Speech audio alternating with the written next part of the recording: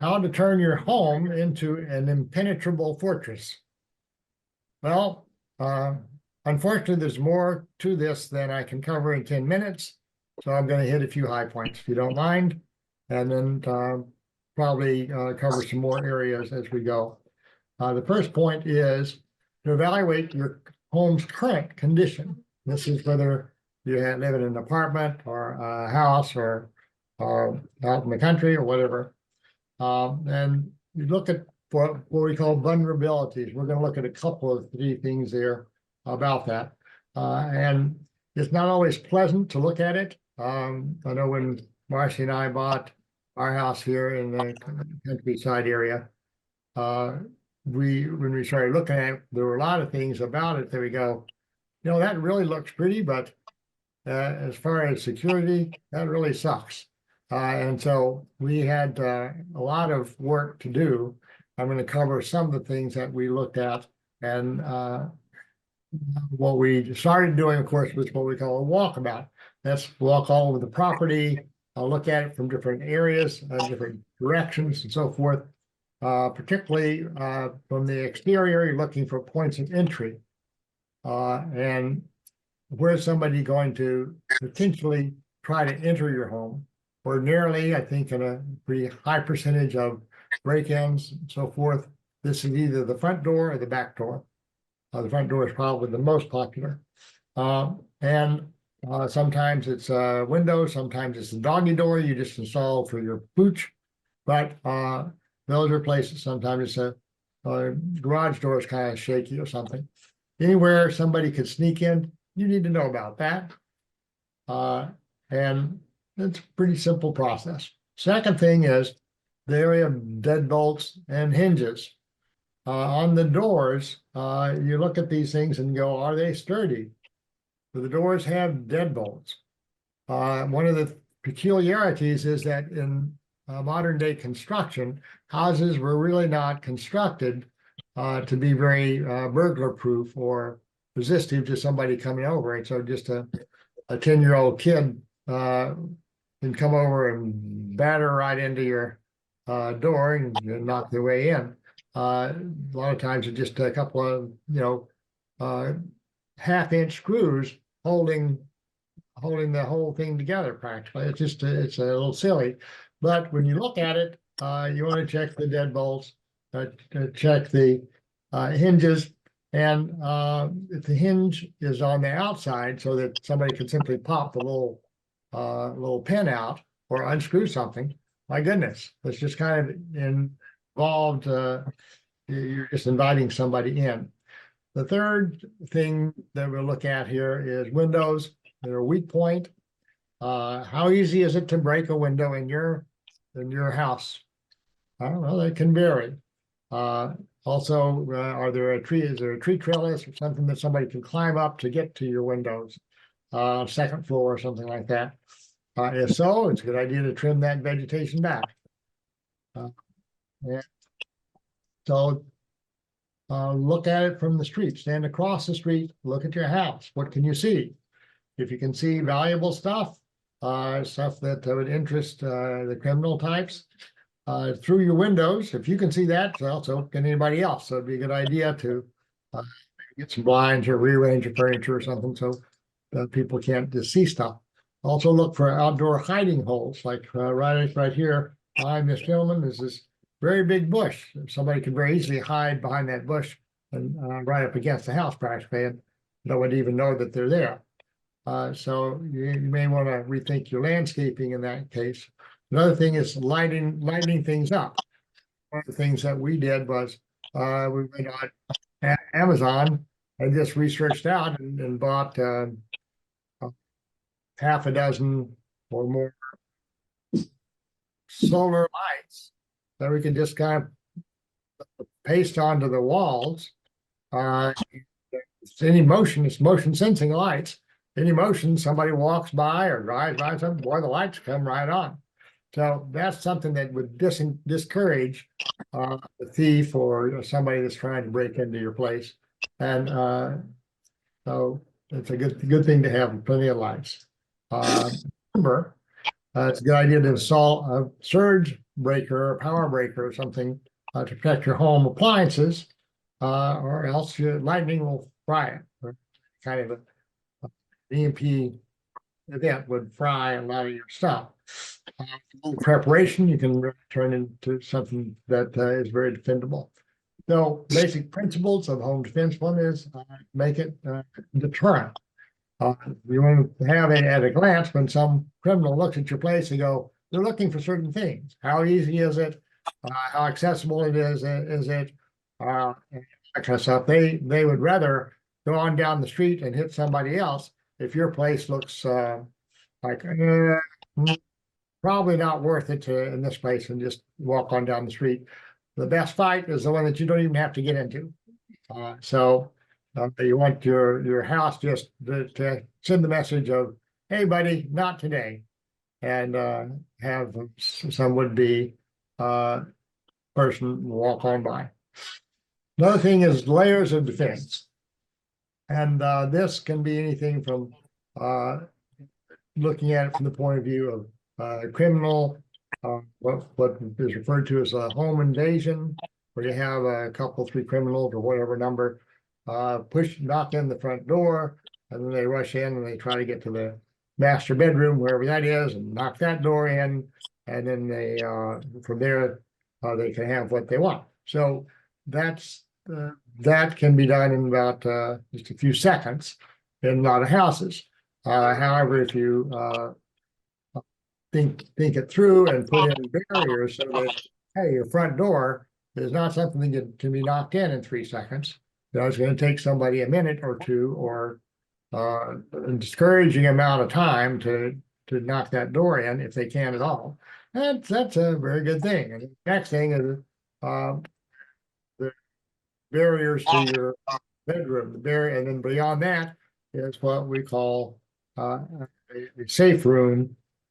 This is a kind of a extreme example of a safe room, but it can be something as simple as a closet or something like that you can get inside, lock the door, and have a place that you can be out of harm's reach.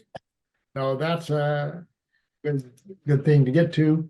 Another thing you probably already do is a little peephole, something like that, observation, have a mirror or something in a place that's hard to see. Basically, the more you can see, the less somebody can surprise you. Another principle is this: communication. In a crisis, communication is key. And as Marcy is saying, put yourself a plan together. Here's a family that's teaching their young son about how to use a radio, how to use a ham radio or talkie or any of these things. These are important. Another thing is knowing who's going to go where in what kind of circumstance, so that you're not into some kind of a debate or you scatter out and then get worried sick about where your loved ones are or the team that you're operating with. You want to know what the plan is and practice the plan. Next is force. If the push comes to shove and you get confronted with deadly force or with a threat of some kind or other, you need to work out on your end what kind of force you want to be prepared to utilize to protect yourself and your family, and get trained on how to do it, so that it's not a bunch of amateurs fighting criminals or ne'er-do-wells. We can easily make recommendations on these kinds of things, but it's important that you know how to use whatever force you're going to use effectively and without hesitation. Another is, after the threat has passed, you have to pick up the pieces. You have to put the house back together. You have to secure things. So you need to have tools. You need to have a certain amount of materials around with which to recover from any kind of a threat or something, so that it doesn't happen again and again. Now, in terms of fortifying your home, that's relatively straightforward. One of the things is doors and windows need to be reinforced. And the doors are, as I mentioned, probably your most critical line. The average wooden door looks pretty nice, but it doesn't hold up well to somebody trying to bang their way in. Steel door is better. But there's also one of the things like we had a really beautiful back door that had 9 beautiful little glass panes in it. And I didn't want to replace that route out to the pool with a steel door. So what I did was I bought this steel hurricane screen. But nobody's going to get through that. So I just put the screen outside the door, and there you go. So we've got a beautiful little entry door there that we can use as a screen as well. Different ways to do it. Another key thing about doors is that take out the little 1/2 inch or 3/4 inch screws that hold the hinges in and hold the strike plate in, and put in a good sized strike plate, and through 2-inch screws that go into the wood that actually will hold together in the case of some force being applied to them. That's easy. It costs maybe $2. So that's a quick thing to do.